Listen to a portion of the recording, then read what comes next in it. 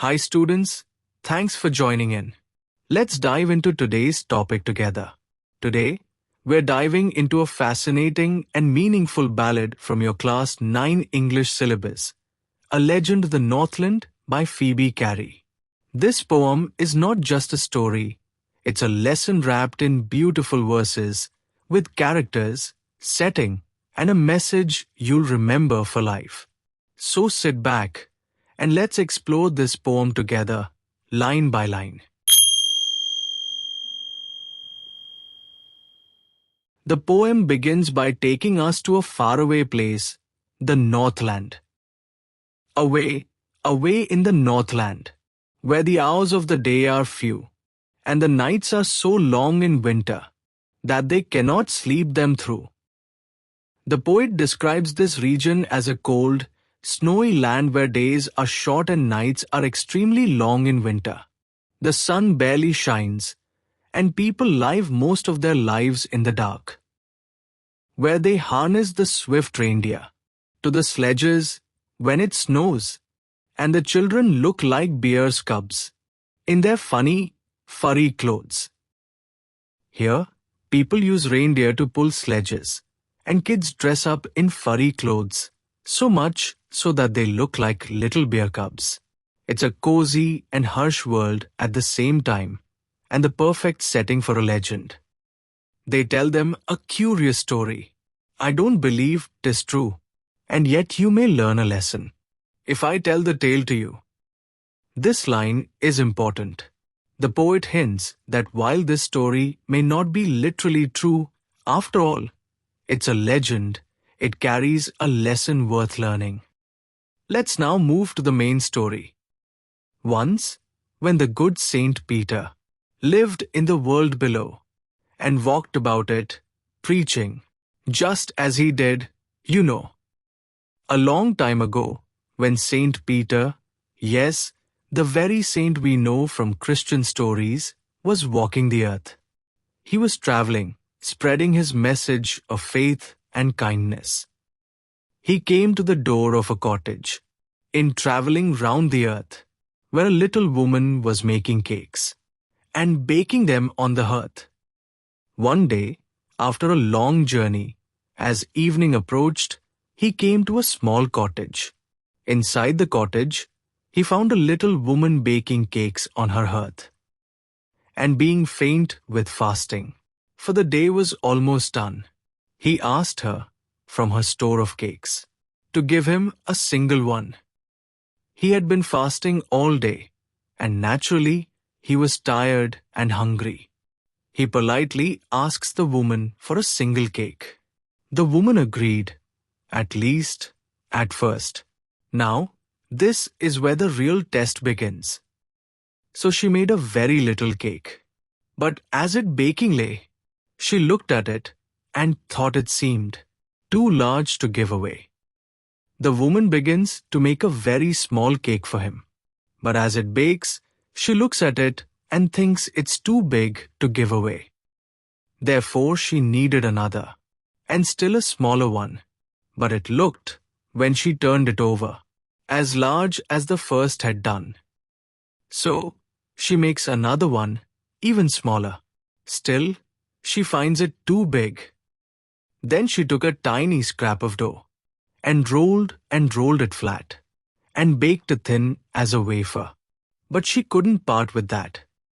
She tries again. This time, just a tiny scrap of dough, rolled thin like a wafer.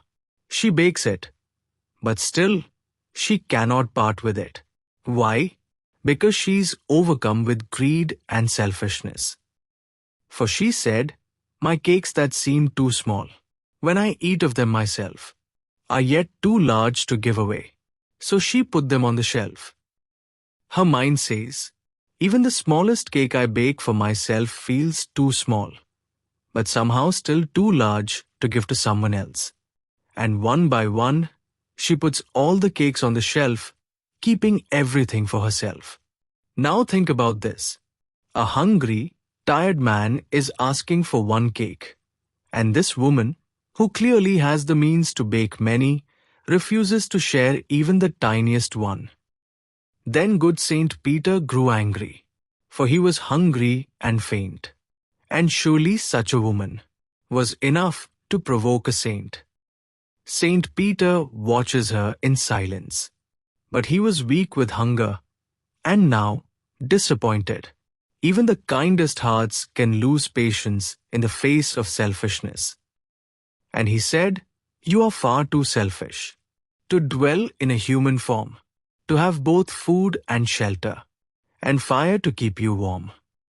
Saint Peter becomes angry and tells her that someone so selfish doesn't deserve to live in a human form to enjoy food, shelter, and warmth if she can't share even a little.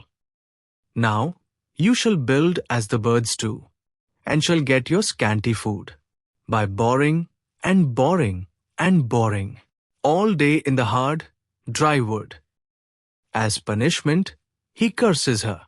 From now on, you shall live like the birds, building nests, pecking for food, and surviving on the bare minimum. Then up she went through the chimney, never speaking a word, and out of the top flew a woodpecker, for she was changed to a bird.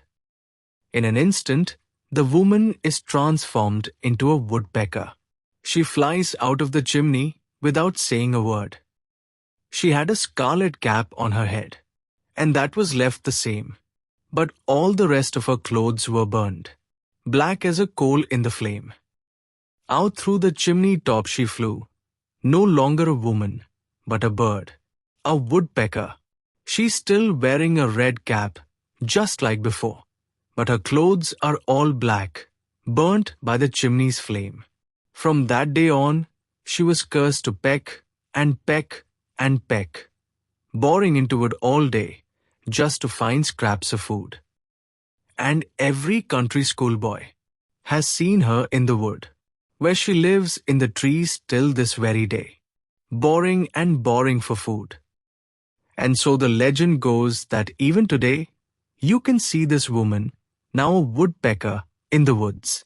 Children in the countryside have seen her, the bird with the red head, tapping at tree trunks, boring holes in tree trunks, tirelessly working to earn what she once refused to share.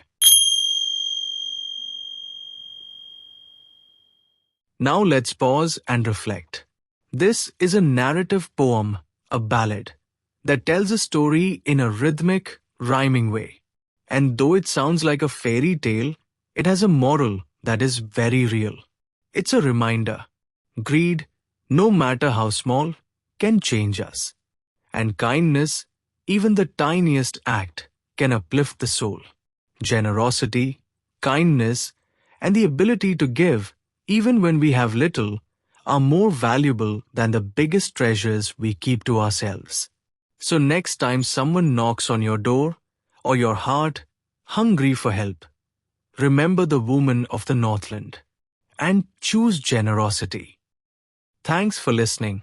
If this helped you understand the poem, give us a thumbs up, subscribe for more Class 9 content, and share your thoughts in the comments. See you next time with another poem, another story, and another lesson for life.